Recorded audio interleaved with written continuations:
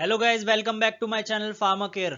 आज हम पढ़ने वाले हैं अमाइनोग्लाइकोसाइड के बारे में। मेरा नाम अनिल शर्मा है और मैं आज आपको बताने वाला हूं अमाइनोग्लाइकोसाइड की क्लासिफिकेशन बताने वाला हूं। अमाइनोग्लाइकोसाइड की एडवर्स इफेक्ट क्या होते हैं, यूजेस क्या होते हैं और इसमें जो जो ड्रग आते हैं क्लासिफिकेशन में उसकी ब्रीफ इंट्रोडक्शन मैं दूंगा आपको। और इसकी मैकेनिज्म ऑफ एक्शन, अमाइनोग्लाइकोसाइड कैसे एक्ट करता है किसी भी बैक्टीरिया के अगेंस्ट, अपना काम कैसे दिखाता है। तो चलिए शुरू करते हैं। सबसे पहले हम बात कर लेते हैं इंट्रोडक्शन ऑफ अमाइनोग्लाइकोसाइड की। इंट्रोडक्शन में सबसे पहला ये पॉइंट बोल रहा है कि जो अमाइनोग्लाइकोसाइड है वो नेचुरल और सेमी सिंथेटिक एंटीबायोटिक के ग्रुप में आते हैं और इनके अंदर पॉली बेसिक अमाइनो ग्रुप्स होते हैं जो कि लिंक होते हैं ग्लाइकोसाइडिक बॉन्ड से। किसके साथ लिंक होते हैं? दो या दो से ज्यादा अमाइनो शुगर के साथ लिंक होंगे ग्लाइकोसाइडिक बॉन्ड के थ्रू। सेकेंड पॉइंट इसमें बोल रहा है कि जो स्ट्रेप्टोमाइसिन अमाइनोग्लाइकोसाइड था वो एक पहला मेंबर था जो कि डिस्कवर करा था गया था इन 1944 में, और डिस्कवर करा गया था by the Voxman and it's colleague के थ्रू। थर्ड पॉइंट इसमें बोल रहा है कि जो अमाइनोग्लाइकोसाइड है वो प्रोड्यूस होते हैं या बनते हैं सॉइल एक्टिनोमाइसीट से। एक्टिनोमाइसीट होता है ग्रुप ऑफ बैक्टीरिया जो कि एक्वेटिक और टेरेस्ट्रियल में दोनों में प्रेजेंट होते हैं, और एक्टिनोमाइसीट्स जो होते हैं वो ग्राम पॉजिटिव बैक्टीरियाज होते हैं। और इन सारे अमाइनोग्लाइकोसाइड्स के अंदर सेम कॉमन प्रॉपर्टीज होती हैं सब में। अब बात कर लेते हैं हम कॉमन जो प्रॉपर्टीज होती हैं अमाइनोग्लाइकोसाइड एंटीबायोटिक्स के अंदर, वो हम पढ़ लेते हैं। ये सारी कॉमन जो प्रॉपर्टीज है वो सारे जो भी अमाइनोग्लाइकोसाइड की क्लासिफिकेशन के अंदर होंगी उन सारे कैटेगरीज के ड्रग के अंदर ये प्रॉपर्टीज एग्जिबिट होंगी, मतलब पाई जाएंगी।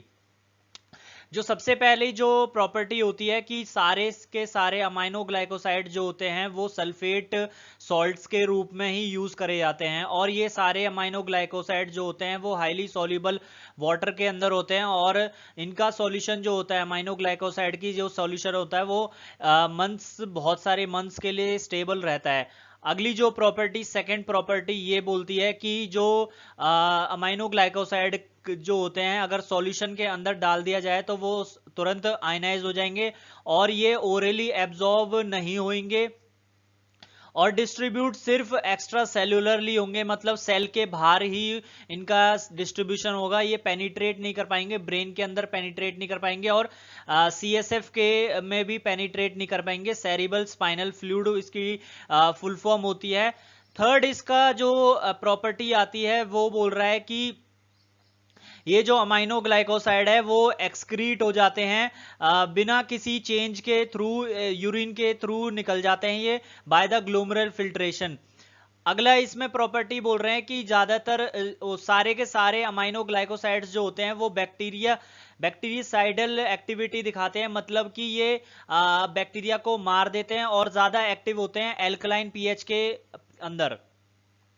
पांचवी प्रॉपर्टी ये दिखाते हैं कि ये जो अमाइनोग्लाइकोसाइड है वो अपना मैकेनिज्म ऑफ एक्शन दिखाते हैं, बैक्टीरिया के प्रोटीन की सिंथेसिस को इंटरफेयर करके उनकी एक्टिविटी को रोकते हैं और बैक्टीरिसाइडल एक्टिविटी दिखाते हैं। छठी एक्टिविटी ये दिखाते हैं कि सारे अपना एरोबिक ग्राम नेगेटिव बैक्टीरिया के अगेंस्ट काम दिखाएंगे और एनारोब्स जो होते हैं उनके अगेंस्ट काम नहीं दिखाते। अब एरोबिक क्या होते हैं? एरोबिक वो बैक्टीरिया होते हैं जो ऑक्सीजन की मदद लेके जीते हैं, बट एनारोब्स होते हैं जिनको ऑक्सीजन की जरूरत नहीं होती जीने के लिए। सातवां ये होता है कि ये जो अमाइनोग्लाइकोसाइड्स होते हैं वो पार्शियल क्रॉस रेजिस्टेंस दिखाते हैं आपस में। आठवीं प्रॉपर्टी ये दिखाते हैं कि इनकी जो सेफ्टी होती है उनकी मार्जिन बहुत नैरो होती है, बहुत कम होती है। नौवीं प्रॉपर्टी ये होती है कि ये एडवर्स इफेक्ट दिखाते हैं बहुत। दो कॉमन एडवर्स इफेक्ट होते हैं जो सारे के सारे अमाइनोग्लाइकोसाइड दिखाते हैं, वो होता है ऑटोटॉक्सिसिटी, मतलब कि कान में टॉक्सिसिटी कॉज करेंगे, और नेफ्रोटॉक्सिसिटी मतलब किडनी के अंदर टॉक्सिसिटी कॉज करेंगे। अगला जो टॉपिक हम कवर करने वाले हैं वो है क्लासिफिकेशन। क्लासिफिकेशन अमाइनोग्लाइकोसाइड की दो कैटेगरी क्लासिफिकेशन के अंदर आती हैं। जो अमाइनोग्लाइकोसाइड के अंदर जो ड्रग आते हैं, पहली जो कैटेगरी होती है वो होता है सिस्टेमिक अमाइनोग्लाइकोसाइड। सिस्टेमिक अमाइनोग्लाइकोसाइड का जो मतलब होता है वो होता है कि जो अमाइनोग्लाइकोसाइड है वो हम सिस्टेमिक सर्कुलेशन के अंदर देंगे, और उसमें जो ड्रग आती है वो होती है स्ट्रेप्टोमाइसिन, एमिकासिन, जेंटामाइसिन, सेसोमाइसिन, कानामाइसिन, नेटिलमाइसिन, टॉर्बामाइसिन, पैरोमोमाइसिन। अगली जो कैटेगरी आती है वो होती है टॉपिकल अमाइनोग्लाइकोसाइड। टॉपिकल अमाइनोग्लाइकोसाइड का मतलब है कि इन अमाइनोग्लाइकोसाइड्स को जो ड्रग इसके अंदर आ रहे हैं वो उनको हम सिर्फ टॉपिकल लगा सकते हैं, मतलब स्किन के ऊपर लगा सकते हैं। इसमें जो ड्रग आता है वो होता है आपका नियोमाइसिन, एंड जो अगला ड्रग आता है वो होता है फ्रामाइसिटीन। अब हम बात कर लेते हैं mechanism of action of the aminoglycoside. Aminoglycoside का मैकेनिज्म ऑफ एक्शन पढ़ने से पहले हमें पता होना चाहिए कि जो अमाइनोग्लाइकोसाइड्स होते हैं वो बैक्टीरियासाइडल एजेंट्स होते हैं, मतलब बैक्टीरियाज को मार देते हैं, किल कर देते हैं। और इनका मैकेनिज्म ऑफ एक्शन, ये अपना जो काम दिखाते हैं वो प्रोटीन, जो बैक्टीरियाज के अंदर जो प्रोटीन्स होता है उनकी जो सिंथेसिस होती है उनको इनिबिट कर देते हैं, इंटरफेयर कर देते हैं, जिसकी वजह से बैक्टीरिया मर जाता है। अब जब बैक्टीरिया हमारी बॉडी के अंदर इंट्रोड्यूस हो जाएगा तो वो अपना इन्फेक्शन कॉज करेगा। उस इन्फेक्शंस को रोकने के लिए अमाइनोग्लाइकोसाइड का एडमिनिस्टर करना पड़ता है। अब अमाइनोग्लाइकोसाइड उन बैक्टीरियाज के अगेंस्ट ही काम करेगा जिन बैक्टीरियाज को ऑक्सीजन की रिक्वायर होगी, उन बैक्टीरियाज के अगेंस्ट काम करने वाला नहीं है जिनको ऑक्सीजन की रिक्वायर नहीं होती। अब बैक्टीरिया जो अमाइनोग्लाइकोसाइड्स होते हैं उनकी एंट्री होगी बैक्टीरिया की सेल के अंदर। सेल के अंदर जाने के बाद वो 30S राइबोसोम्स जो सब यूनिट होती है उनकी, उससे बाइंड कर जाएंगे। अब जो बैक्टीरिया होती है उसके अंदर दो सब यूनिट होती है, एक होता है स्मॉलर सब यूनिट, एक होता है लार्जर सब यूनिट।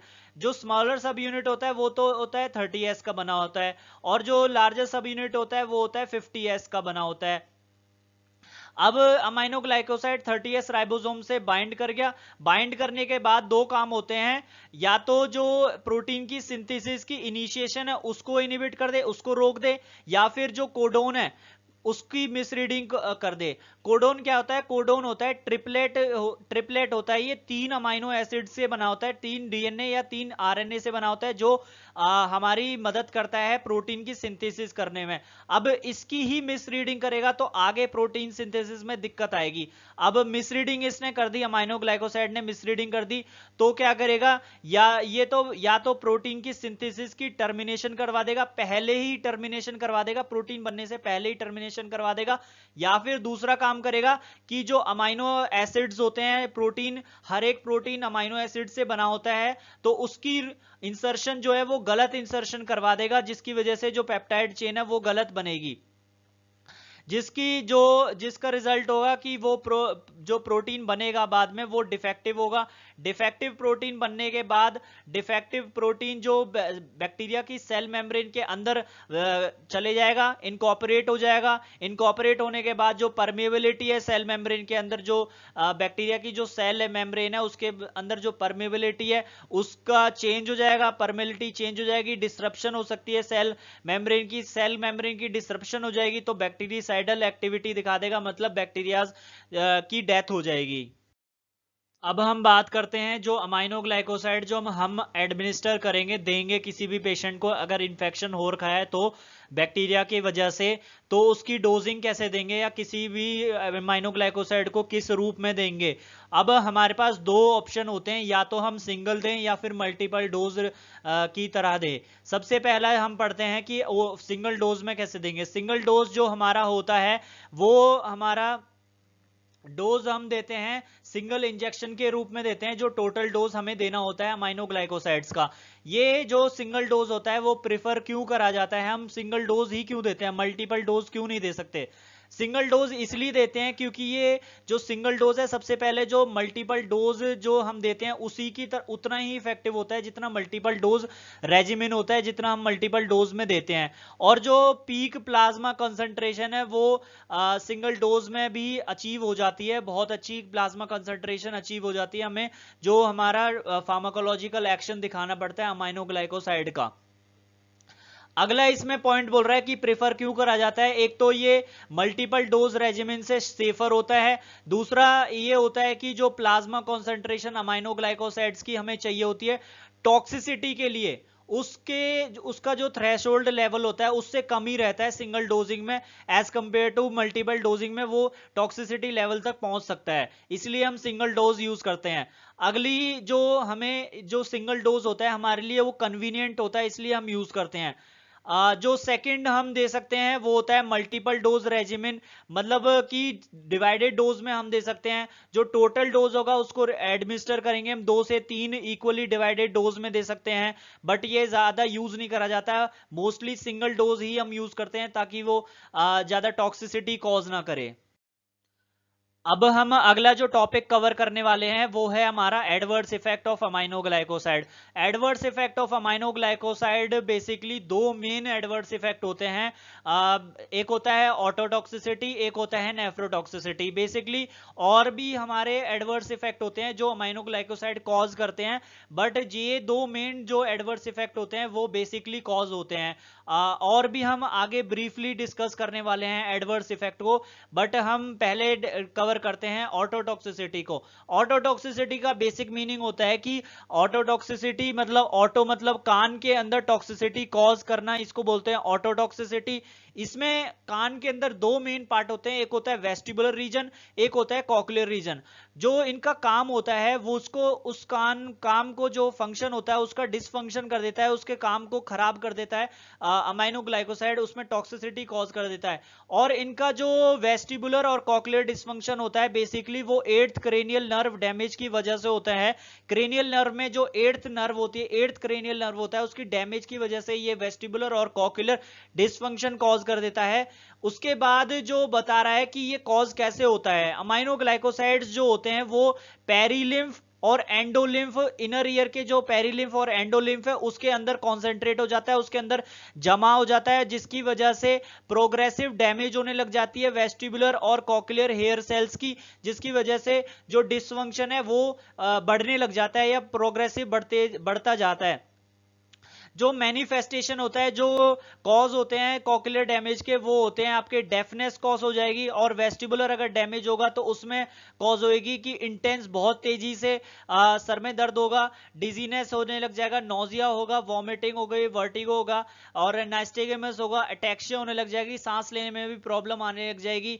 अगला जो बोल रहा है कि जो स्ट्रेप्टोमाइसिन है जो आपका सिस्टमिक सर्कुलेशन के अंदर अमाइनोग्लाइकोसाइड्स जो देते हैं हम, वो और जेंटामाइसिन मेनली कॉज करते हैं वेस्टिबुलर डिसफंक्शन, और एमिकासिन जो होता है और न्यूमाइसिन कानामाइसिन जो होता है वो ऑडिटरी फंक्शन कॉज करता है, बट जो टॉब्रामाइसिन है वो आपका कॉज करता है दोनों के दोनों ऑडिटरी और वेस्टिबुलर फंक्शन दोनों बराबर कॉज करता है उनको।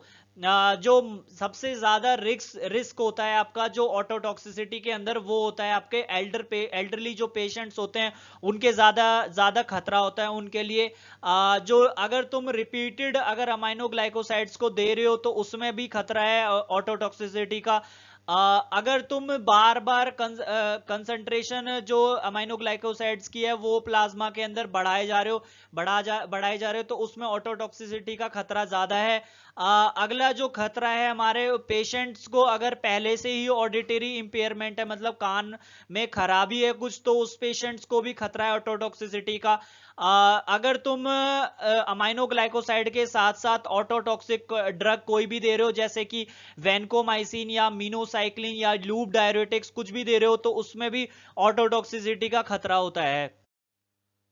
अगला जो हमारा जो मेन एडवर्स इफेक्ट आता है वो होता है नेफ्रोटॉक्सिसिटी। नेफ्रोटॉक्सिसिटी के अंदर ये बोल रहा है कि जो अमाइनोग्लाइकोसाइड्स है नेफ्रोटॉक्सिसिटी के अंदर वो कॉन्सेंट्रेट हो जाते हैं, जमा हो जाते हैं, रीनल कॉर्टेक्स जो होता है हमारा किडनी के अंदर वो उसके अंदर जमा हो जाता है, कॉन्सेंट्रेट हो जाते हैं, जिसकी वजह से नेफ्रोटॉक्सिसिटी होने लग जाती है। यूजुअली जो नेफ्रोटॉक्सिसिटी देखा जाता है वो रिवर्सिबल होता है, मतलब अगर तुम अमाउंट ऑफ अमाइनोग्लाइकोसाइड्स को कम कर दोगे, डिक्रीज कर दोगे तो वो रिवर्सिबल होता है। नेफ्रोटॉक्सिसिटी का ट्रीटमेंट होता है। जो इंसिडेंट्स देखे जाते हैं नेफ्रोटॉक्सिसिटी के वो बहुत ज्यादा देखे जाते हैं न्यूमाइसिन के साथ, और जो सबसे कम देखे जाते हैं वो होता है स्ट्रेप्टोमाइसिन के साथ। अगला जो हमारा ये बात बोल रहा है कि जो रिस्क फैक्टर है नेफ्रोटॉक्सिसिटी का वो बहुत ज्यादा है एल्डरली पेशेंट्स के अंदर, और उन पेशेंट्स के अंदर जिनके अंदर रीनल डिजीज पहले से ही हो रखी है उनके अंदर बहुत खतरा है। और अगर तुम किसी और नेफ्रोटॉक्सिक ड्रग के साथ अगर तुम अमाइनोग्लाइकोसाइड्स को ले रहे हो, जैसे नियोमाइसिन को ले रहे हो, तो उसमें क्या है, नेफ्रोटॉक्सिसिटी होने के चांसेस बहुत ज्यादा है। नेफ्रोटॉक्सिक ड्रग जैसे एम्फोटेरेसिन बी है, वेनकोमाइसिन है, सिस्प्लेटिन है या साइक्लोस्पोरिन है, इनके साथ अगर तुम अमाइनोग्लाइकोसाइड्स को ले रहे हो तो उसमें बहुत ज्यादा खतरा है नेफ्रोटॉक्सिसिटी होने का। अगला जो हमारा आता है neuromuscular blocking effect. Neuromuscular blocking effect मतलब मसल्स का ब्लॉकिंग इफेक्ट होने लग जाएगा। इसमें देखा जाता है एपनिया जो होता है और मस्कुलर पैरालिसिस होने लग जाएगा। एपनिया जो होता है उसमें क्या है, ब्रीदिंग जो होती है वो रुक जाती है, क्योंकि उसकी जो मसल्स होती है, इनहेलेशंस की जो मसल्स होती हैं वो स्टॉप हो जाती हैं, उसका कॉन्ट्रैक्शन रिलैक्सेशन कुछ भी नहीं होता, जिसकी वजह से एपनिया होता है और मस्कुलर पैरालिसिस होने लग जाएगा। जो मसल्स है उसके अंदर पैरालिसिस होने लग जाएगी, वो देखी जाती है न्यूरोमस्कुलर ब्लॉकिंग इफेक्ट के अंदर। ये एक एडवर्स इफेक्ट होता है अमाइनोग्लाइकोसाइड्स का। अगला इसमें बोल रहा है कि जो अमाइनोग्लाइकोसाइड्स जो ये कॉज करते हैं वो कैसे कॉज करते हैं। बेसिकली जो एसिटाइल कोलिन मोटर नर्व से जो रिलीज होती है उसका रिलीज करवाना ही इनहिबिट कर देते हैं, रोक देते हैं अमाइनोग्लाइकोसाइड, जिसकी वजह से न्यूरोमस्कुलर ब्लॉकिंग इफेक्ट देखा जाता है। जो माइस्थेनिक पेशेंट्स होते हैं जिसके अंदर माइस्थेनिक ग्रेविसेस होते हैं, वो भी एक मस्कुलर पैरालिसिस की ही डिजीज होती है। उन पेशेंट्स के अंदर न्यूरोमस्कुलर ब्लॉकिंग इफेक्ट होने के चांसेस बहुत ज्यादा होते हैं। तो इन ड्रग को, अमाइनोग्लाइकोसाइड्स को हम माइस्थेनिक पेशेंट्स के अंदर अवॉइड करते हैं, इसमें पेशेंट्स को नहीं देना चाहिए। अगला जो हमारा आता है वो होता है hyper sensitive reaction. Hyper sensitivity reaction basically देखा नहीं जाता, बहुत रेयर होता है, बट अगर किसी भी पेशेंट्स के अंदर हाइपर सेंसिटिविटी रिएक्शन देखी जाएगी तो उसके अंदर स्किन रैशेज हो सकते हैं या फिर ड्रग फीवर हो सकता है। ड्रग के की वजह से जो फीवर होता है वो हो सकता है, या इयोसिनोफीलिया हो सकता है। उसमें क्या होता है, इसका नंबर इंक्रीज हो जाता है, वो हाइपर सेंसिटिविटी रिएक्शन होती है। अगला जो एक और हमारा एडवर्स इफेक्ट होता है कि अगर तुमने अमाइनोग्लाइकोसाइड्स को प्रेग्नेंट लेडी के अंदर दे दिया तो उसके फीटस के अंदर ऑटोटॉक्सिसिटी हो जाएगी, कान में दिक्कत होने लग जाएगी इसलिए जो प्रेग्नेंट लेडी है उसके अंदर अवॉइड करा जाता है, अमाइनोग्लाइकोसाइड ना दिया जाए। अब हम पढ़ने वाले हैं जो अमाइनोग्लाइकोसाइड्स के अंदर जो हमारे ड्रग कवर करे गए थे उन ड्रग्स के बारे में हम पढ़ने वाले हैं। जो सबसे पहला हमारा ड्रग हम कवर करने वाले हैं वो है होता है जेंटामाइसिन। जेंटामाइसिन एक सिस्टमिकली एडमिनिस्टर्ड अमाइनोग्लाइकोसाइड एंटीबायोटिक्स था जो कि इंट्रोड्यूस करा गया था उसके क्लिनिकल यूज के कारण, और ये ऑब्टेन हुआ है, जेंटामाइसिन जो ऑब्टेन हुआ है वो ऑब्टेन हुआ था माइक्रोस्पोरा परप्यूरा में से। और इसको ऑब्टेन सबसे पहले या इंट्रोड्यूस सबसे पहले गया था 1964 के अंदर, और ये बहुत जल्दी सरपास्ड कर गया था स्ट्रेप्टोमाइसिन के से। सरपास का मतलब कि बहुत जल्दी आगे निकल गया था स्ट्रेप्टोमाइसिन से, क्योंकि इसकी वजह ये थी कि जो जेंटामाइसिन की पोटेंशियल है वो बहुत ज्यादा थी और ब्रॉडर स्पेक्ट्रम एक्टिविटी ये दिखाता था, मतलब बहुत ज्यादा जो बैक्टीरियाज है उनके अगेंस्ट ये अपनी एक्टिविटी दिखाता था। जो आज के टाइम है वो ज्यादातर अमाइनो जो जेंटामाइसिन है, जो कॉमनली अमाइनोग्लाइकोसाइड है वो जेंटामाइसिन यूज करा जाता है, और एक्यूट इन्फेक्शन में ये बहुत ज्यादा यूज करा जाता है। और जेंटामाइसिन जो है अपनी क्लास का प्रोटोटाइप ड्रग है। प्रोटोटाइप ड्रग का मतलब है कि ये अपनी पूरी क्लास को रिप्रेजेंट करता है, और प्रोटोटाइप का ड्रग का मतलब ये भी है जो भी उस क्लास के अंदर जो भी ड्रग प्रेजेंट होंगे उस प्रोटोटाइप ड्रग के मैकेनिज्म ऑफ एक्शन को फॉलो करेंगे, उसके एडवर्स इफेक्ट सेम होंगे और उसके यूजेस भी उसी की तरह होंगे प्रोटोटाइप ड्रग की तरह। ये जो जेंटामाइसिन है वो basically aerobic gram negative bacterias के अगेंस्ट ये काम करता है। जो ग्राम नेगेटिव के अंदर बैक्टीरिया के जो अंदर जो आते हैं वो होते हैं E coli, klebsiella pneumoniae, enterobacter, haemophilus influenzae, proteus, serratia and pseudomonas aeruginosa के अगेंस्ट ये अपना काम दिखाता है।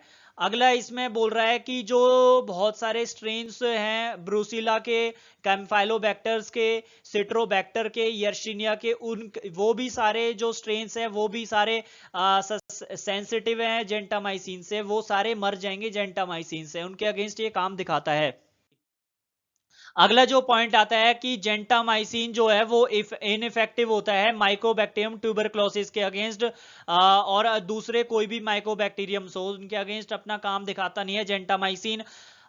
इसका ये जेंटामाइसिन जो होता है वो बहुत ज़्यादा पोटेंट होता है और स्ट्रेप्टोमाइसिन से, और या फिर कानामाइसिन या फिर एमिकासिन से बहुत ज़्यादा पोटेंट होता है, क्योंकि इसकी जो मिनिमम इनिबिटरी कंसंट्रेशन होती है वो बहुत कम होती है, इसलिए ज़्यादा पोटेंट एक्टिविटी दिखाता है एज कम्पेयर टू स्ट्रेप्टोमाइसिन या काइनामाइसिन या फिर एमिकासिन। बट इक्वली पोटेंट होता है टोब्रामाइसिन के या सीसोमाइसिन के या नेटेलमाइसिन के, इक्वली पोटेंट होता है उनकी तरह ही, उतना ही इफेक्टिव होता है जितना टोब्रामाइसिन या सीसोमाइसिन या फिर नेटेलमाइसिन अपना इफेक्ट दिखाते हैं।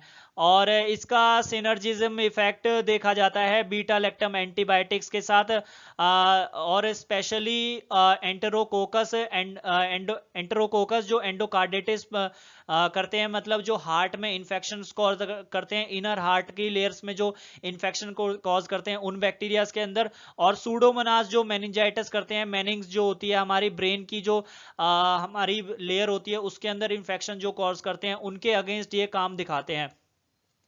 इसकी जो डोज ली जाती है जेंटामाइसिन की वो होती है 3 से 5 mg पर kg पर डे, और सिंगल डोज या फिर डिवाइडेड डोज 3 डोजेस में हम इसको दे सकते हैं। IM दे सकते हैं, इंट्रामस्कुलर दे सकते हैं, और IV दे सकते हैं, और 30 से 60 मिनट तक हम इसको इंट्रावेनसली दे सकते हैं। अगला जो हमारा ड्रग आता है वो होता है स्ट्रेप्टोमाइसिन। स्ट्रेप्टोमाइसिन भी एक सिस्टमिकली अमाइनोग्लाइकोसाइड एंटीबायोटिक होता है। जो स्ट्रेप्टोमाइसिन है ये सबसे पहला अमाइनोग्लाइकोसाइड एंटीबायोटिक था जो कि डिस्कवर करा गया था।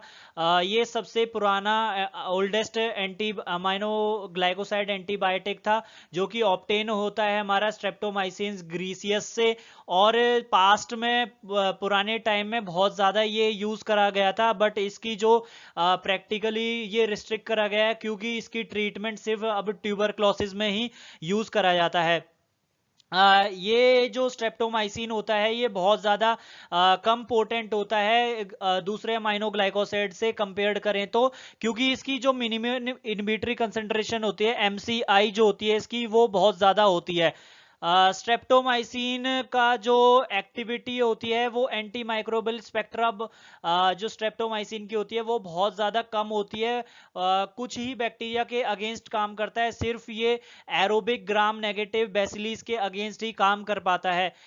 जो सेंसिटिव बैक्टीरिया जो ऑर्गेनिजम्स होते हैं जो जिसके अगेंस्ट ये काम कर पाता है उनका नाम होता है हीमोफाइलस ड्रूकी और brucella, yersinia pestis, nocardia, campylobacter granulomatis and mycobacterium tuberculosis के अगेंस्ट ही काम कर पाता है।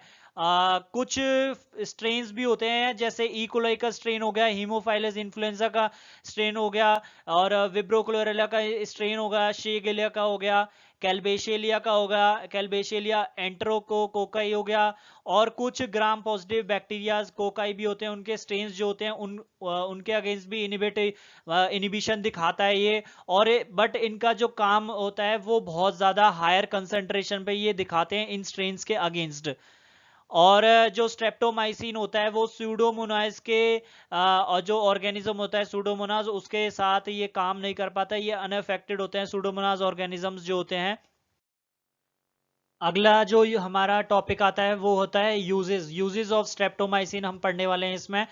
जो सबसे पहला जो यूज आता है वो होता है ट्यूबरक्लोसिस, ये सबसे मेन यूज होता है इसका स्ट्रेप्टोमाइसिन का। इसमें हम IV स्ट्रेप्टोमाइसिन देते हैं, इंट्रावेनसली हम स्ट्रेप्टोमाइसिन को एडमिनिस्टर करते हैं हम इसमें। सेकेंड जो यूज आता है हमारा वो होता है सब एक्यूट बैक्टीरियल एंडोकार्डिटिस, जिसको हम SABE भी बोलते हैं। इसमें क्या होता है जो पेशेंट्स होता है उसके हार्ट में इनर लेयर ऑफ हार्ट में इन्फेक्शन हो जाता है। इसमें जब किसी भी पेशेंट को अगर सब एक्यूट बैक्टीरियल एंडोकार्डिटिस होगा तो उसमें क्या होगा, वो बैक्टीरिया जो है हार्ट के टिश्यूज को भी डैमेज करने लग जाएगी। इसमें स्ट्रेप्टोमाइसिन का यूज होता है, बट वो कॉन्जुगेशन में हम कॉन्जुगेशन में यूज करते हैं इसका। कॉन्जुगेशन विद पेनिसिलिन कर सकते हैं, मतलब साथ में पेनिसिलिन दे सकते हैं, एम्पिसिलिन यूज कर सकते हैं या वेनकोमाइसिन यूज कर सकते हैं, और 4 से 6 हफ्ते तक इसका ट्रीटमेंट चलता है। बट अब आज के टाइम में मोस्टली जो है वो जेंटामाइसिन हमारा ड्रग यूज करा जाता है इसमें सब एक्यूट बैक्टीरियल एंडोकार्डिटिस में। अगला जो हमारा यूज आता है वो होता है थर्ड यूज हमारा प्लेग में रैपिड जो क्योर होती है हमारी प्लेग की, वो 7 से 12 दिन के अंदर हमारा हो जाता है। बट अगर कंफर्म केस होगा, प्लेग है किसी भी पेशेंट को, तभी हम इसकी ट्रीटमेंट करते हैं। बट जो टेट्रासाइक्लिन है वो ज़्यादातर यूज़ करा जाता है प्लेग के अंदर, और ये मास ट्रीटमेंट में टेट्रासाइक्लिन यूज़ करा जाता है, और उन केसेस के अंदर करा जाता है जहाँ पे एपिडेमिक केस हो रखे हो। एपिडेमिक मतलब एक स्पेसिफिक एरिया होगा, उसके अंदर ही प्लेग कॉज हो रखा है, तो उसके अंदर हम टेट्रासाइक्लिन को हम यूज़ कर सकते हैं। अगला हमारा आता है जो यूज़ होता है हमारा टोलारीमा बेसिकली एक रेयर इन्फेक्शन होता है जो कि स्किन को, आईज को या लिम्फ नोड्स को या फिर लंग्स को कॉज कर सकता है। और टोलारीमा को हम रैबिट फीवर या फिर डीप फ्लाई फीवर भी बोल सकते हैं। और ये इसमें क्या करते हैं हम, स्ट्रेप्टोमाइसिन ड्रग एक चॉइस ऑफ ड्रग होती है जिसके और इफेक्ट ये अपना दिखाता है 7 से 10 दिन के अंदर ही दिखा देता है स्ट्रेप्टोमाइसिन इसके अगेंस्ट। जो इसका ऑल्टरनेटिव ड्रग अगर स्ट्रेप्टोमाइसिन किसी को सूट नहीं कर रहा या ठीक नहीं हो रहा उससे, तो टेट्रासाइक्लिन एक ऑल्टरनेटिव ड्रग भी हो सकती है जो माइल्डर केस में ही यूज करी जाएगी, टेट्रासाइक्लिन।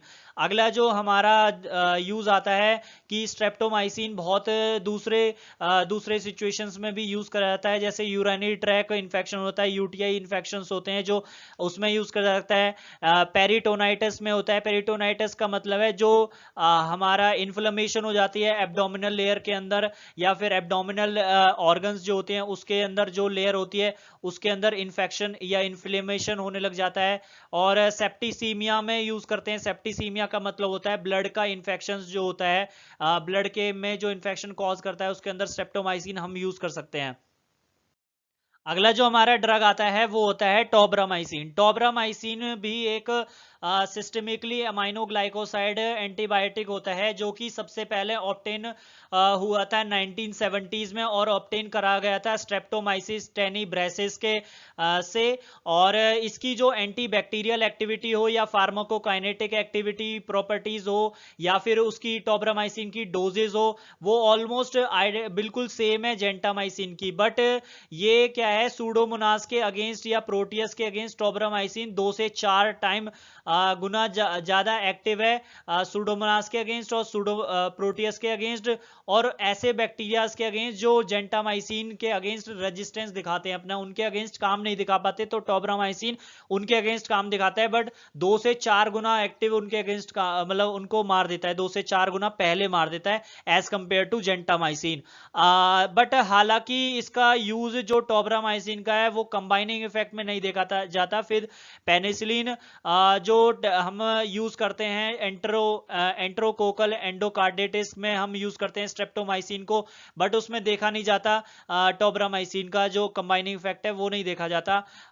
बट अगला जो पॉइंट बोल रहा है कि ये जो टोब्रामाइसिन है वो जेंटामाइसिन के ऑल्टरनेटिव ड्रग होता है, जब जहां पे जेंटामाइसिन यूज नहीं करा जाता वहां पे टोब्रामाइसिन हम यूज कर सकते हैं।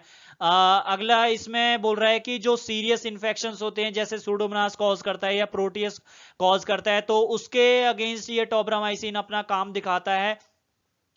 ऑटोटॉक्सिसिटी और नाइफोटॉक्सिसिटी जो होती है वो जेंटामाइसिन से बहुत कम होती है, एज कंपेयर टू जेंटामाइसिन बहुत कम दिखाता है टोब्रामाइसिन।